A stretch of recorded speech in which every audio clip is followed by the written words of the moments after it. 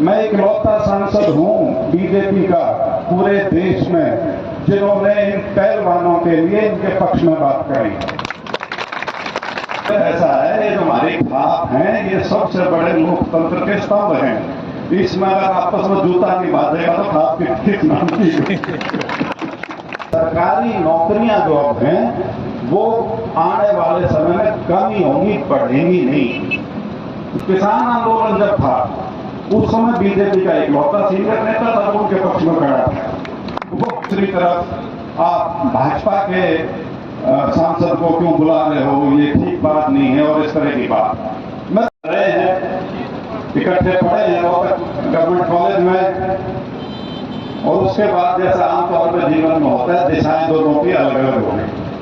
कई बार ये चीजें बाद में जब आदमी इन पर सोचता है तो बहुत सी चीजों में हंसी भी आती है, क्योंकि ज्यादा पुरानी बात नहीं, पंडित जी सबसे बड़े विरोधी थे।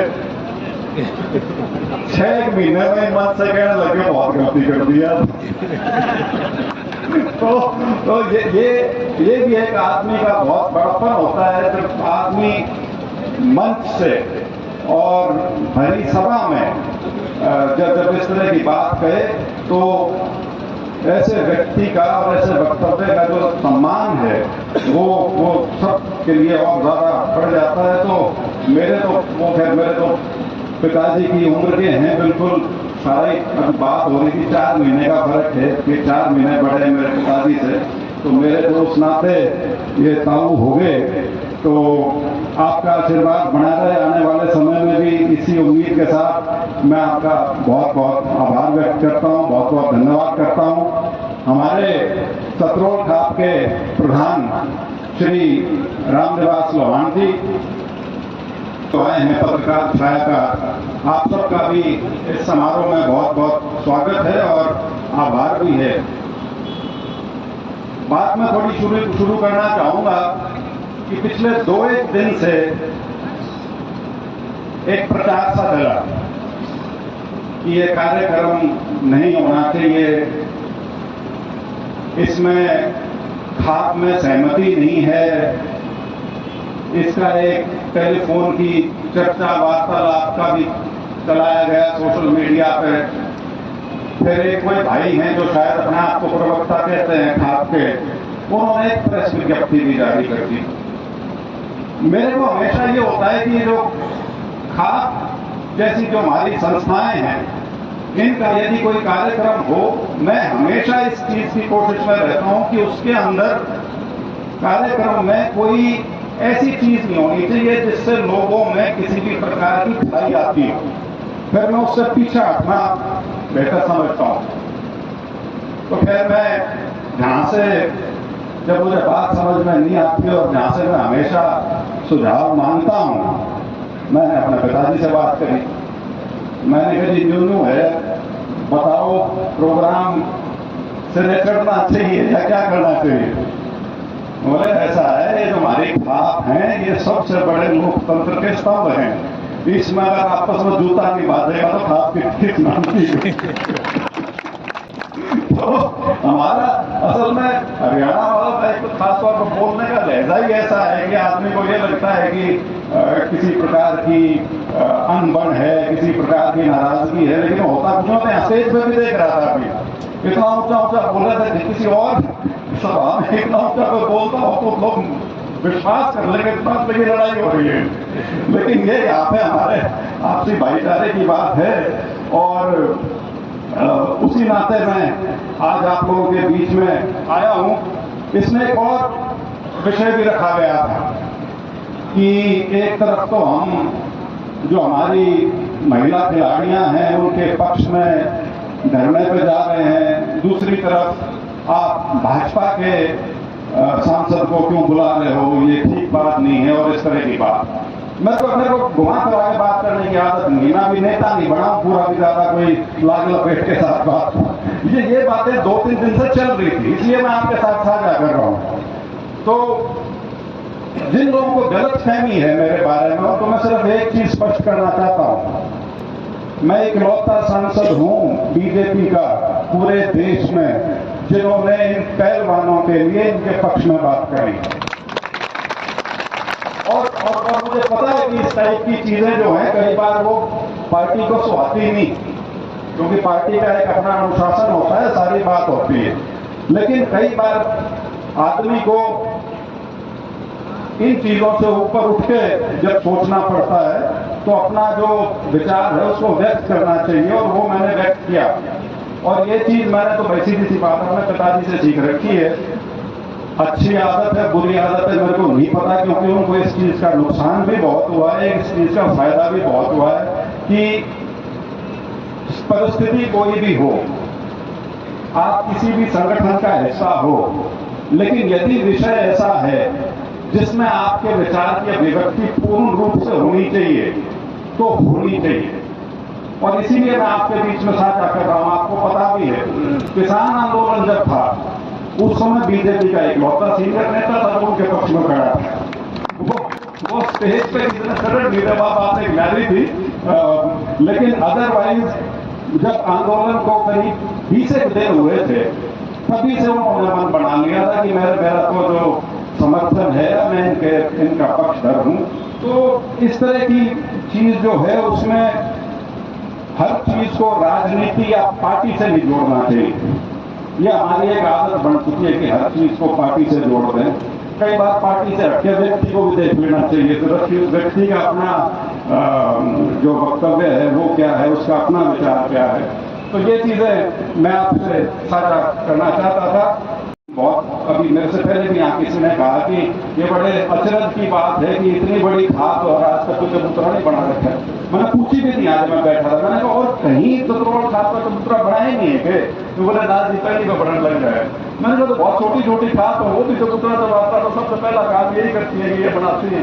तो लेकिन जिस प्रकार से और जिस जोश के साथ लोगों ने इसमें अपना योगदान देना शुरू किया है, और मैं जानबूझ के शब्द इस्तेमाल कर रहा हूं, योगदान देना शुरू किया, ये शुरुआत है, पहला प्रोग्राम था।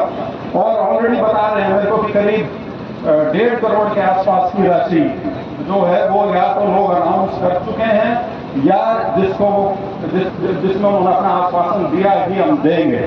तो क्योंकि कोई भी सामाजिक काम जो है वो सिरे तभी चढ़ता है जब समाज उसकी भागीदारी में अपना पूरा योगदान दे, उसकी जिम्मेवारी उठाए। इस तरह की चीजें बढ़ना एक अलग चीज है, लेकिन बढ़ा के उसको चलाना और ज्यादा मुश्किल काम।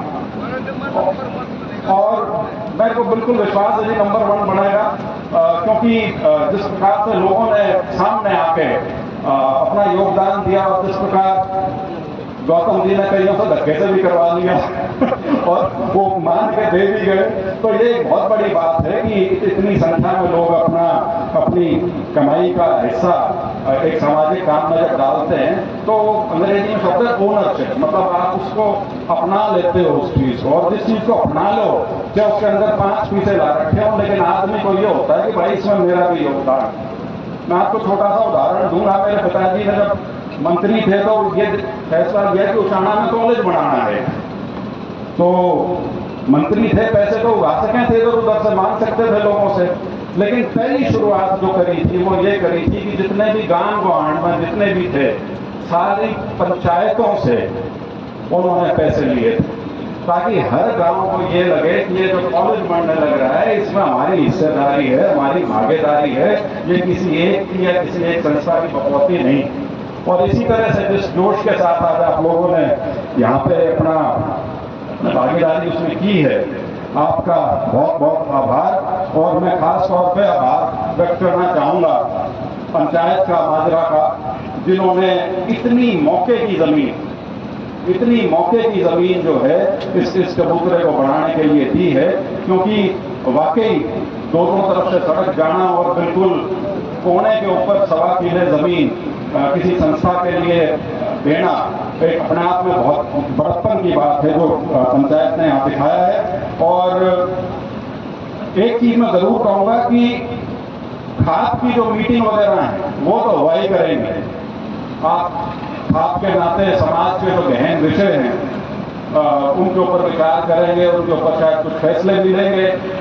मैं क्योंकि शहर में पढ़ा लिखा था, मेरी बहुत सालों तक ये मान्यता थी कि कानून जो है वो सर्वोपरि है और ये इस प्रकार की संस्थाएं हैं, ये एक बीते हुए जमाने की देन है जिनका आज के दिन आधुनिक युग में शायद कोई स्थान नहीं। लेकिन जैसे जैसे उम्र के साथ समझ आनी शुरू हुई तब इस बात का एहसास हुआ कि समाज को जमीनी स्तर पर जोड़े रखने के लिए इस तरह की जितनी भी संस्थाएं हैं, चाहे आप उनको खाप का नाम दे लो या कोई और नाम दे लो, उनकी एक बहुत अहम भूमिका है। हाँ, सिर्फ उसके अंदर ये है कि एक तो अंधविश्वास नहीं होना चाहिए और एक रूढ़िवादिता नहीं होनी चाहिए। मतलब ये कि हर चीज को सिर्फ इसलिए नहीं पकड़ के बैठा रहना चाहिए कि बुजुर्गों ने कही। जमाने के साथ बदलना जो है वो अपने आप में एक बहुत बड़ी चीज है और किसी भी समाज को आगे बढ़ने के लिए उसमें सबसे बड़ा योगदान है। और इसीलिए मेरे को खुशी है कि जो चबूतरा है यहाँ पे जो आप लाइब्रेरी बनाओगे और उसको बहुत लंबे समय तक आपके बच्चों को काम देंगे, क्योंकि जैसा गौतम जी ने कहा कि बिना पढ़ाई लिखाई का जमाना खत्म हो गया। अब कोई वो उसका औचित्य नहीं है कोई आदमी ये सोचे कि सिर्फ आपका एमएलए या एमपी नौकरी दिवा देगा। छोरे ने पढ़ाई पूरी तो इसलिए करी है लेकिन फिट करा देंगे, सरकार में फिट करा दो, फिट कराने के जमाने गए। और उसका मैं कारण भी बताता हूं। उसका कारण सिर्फ ये नहीं है कि इम्तिहान आ गए, कारण ये है कि सरकारी नौकरियां जो अब हैं वो आने वाले समय में कम ही होंगी, बढ़ेंगी नहीं। जो हमारी जो व्यवस्था बढ़ चुकी है पिछले 25-30 साल में, जिस दिशा में वो जा रही है, वो दिशा जहां तक रोजगार का सवाल है वो निजी क्षेत्र के अंदर है। और निजी क्षेत्र के अंदर यदि आपके पास काबिलियत नहीं है किसी चीज की तो उसके अंदर स्थान मिलना बहुत मुश्किल है। और उसके अंदर भी यदि आपको ऊंचे पदों पर जाना है तो उसके अंदर पढ़ाई के अलावा कोई और रास्ता नहीं। और मेरे को ये कहने में भी कोई झिझक नहीं है कि 3 चीज अपने बच्चों को बचपन से पकड़वा दो, साइंस, अंग्रेजी और गणित। ये 3 चीज अगर नहीं पकड़ेंगे तो आने वाले जमाने में पिछड़ी लाइन में जाकर खड़ा रहना पड़ेगा, सामने वाली पंक्ति में कोई स्थान नहीं मिलेगा। और इसके बारे में किसी को कोई मुगालता नहीं होना चाहिए, गलतफहमी नहीं होनी चाहिए। तो इस प्रकार की जो आप चीज यहाँ बनाने की सोच रहे हो वो उसका एक बहुत बेहतरीन एक उसका हिस्सा है। और मैं तो इसी उम्मीद के साथ कि आपका बहुत भव्य यहाँ पे चबूतरा बने, उसके अंदर अच्छी आप सुविधाएं लोगों को और सारे इलाके को प्रदान कर सके, बच्चों को